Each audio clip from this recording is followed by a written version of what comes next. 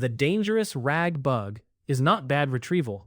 It is the answer that sounds perfectly grounded and is completely wrong. Exactly. Hallucinations in RAG are rarely loud. They show up as smooth confidence, invented specifics, fake citations, and answers that fit the question better than they fit the evidence. So, this is not just, did the model make something up? It is, where did the pipeline give it permission to make something up? That is the right frame. To diagnose a hallucinated answer, inspect 4 places in order: retrieval, context assembly, prompt instructions, and the final answer fields. If you skip one, you guess instead of diagnose. Give me the visible symptoms first. What should make a programmer suspicious before they even open logs? Watch for unsupported detail, especially numbers, dates, names, version claims, and causal explanations. Also, watch for citation drift, where the cited chunk is real but does not support the exact sentence. And watch for answer shape mismatch, where the response is too complete for the evidence you retrieved. Like the system answers with 7 crisp bullet points, but the retrieved docs only mention 2. Right. Practical example. A support bot is asked whether a feature is available on the free plan. The answer says yes, cites a pricing page, and even lists limits. But the chunk only says the feature exists. No plan tier, no limits. That is a hallucinated answer wearing a real citation. Which means, if a team just checks, did we return a citation, they will miss it. And that is how weak systems look trustworthy.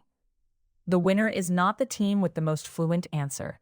It is the team that can prove each claim came from somewhere specific.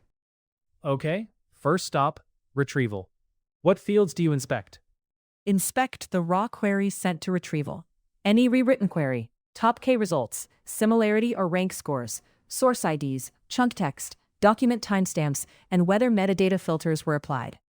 You want to know, did the right evidence fail to arrive, or did bad evidence arrive first? How do you tell those apart without hand-waving? If the correct document is absent from the top results, that is likely a retrieval problem. If the correct document is present but buried below weak matches, that is ranking or filtering. If the correct doc is present and strong, but the answer still goes off script, retrieval is probably not the primary failure. Give me another concrete case. Say a developer asks, what changed in the auth API after version 3.2? Retrieval brings chunks from 3.1 migration notes because the query rewriter stripped the version number. The answer then invents a deprecation path. Symptom, stale but plausible detail. Likely cause, query rewrite or metadata filter failure before generation even starts. So next is context.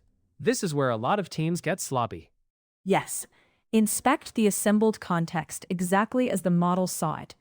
Order of chunks, truncation, separators, duplicate passages, document titles, and whether conflicting chunks were included together.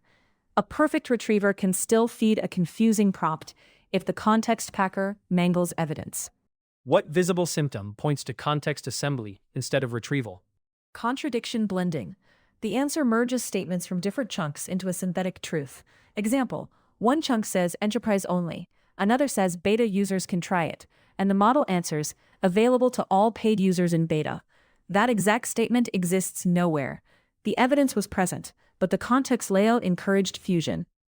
That is nasty, because every ingredient is real, but the combined sentence is false. And that is why you inspect chunk boundaries and provenance fields. Every answer claim should map back to a source ID and span. If your logs only store a blob of combined context, you have made root cause analysis harder than it needs to be. Now the prompt. People love blaming the model, but a lot of this is instruction debt, right? Exactly. Inspect system instructions, any hidden policies, answer format requirements, refusal rules, and whether the prompt asks for completeness over faithfulness. If you say, provide a helpful final answer even if information is partial, you are quietly rewarding invention. So what symptom screams prompt problem? Consistent overreach across many queries. Example, whenever evidence is thin, the model still produces a polished recommendation with edge cases and caveats. That pattern means the prompt is steering toward fluency instead of uncertainty. Good prompts permit, or even require, the model to say the context does not support a conclusion. Last stop. The answer fields themselves. What do you inspect there, besides the text?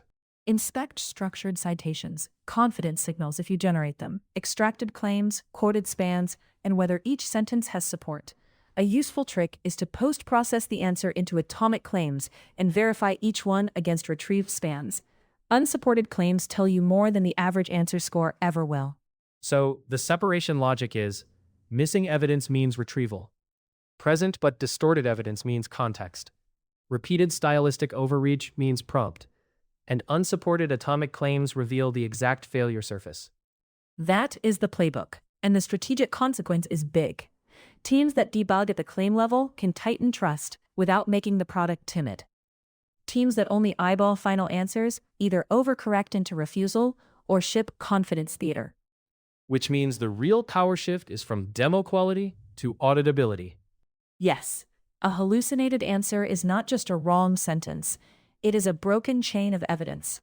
Fix the chain, and your system stops sounding smart and starts being reliable.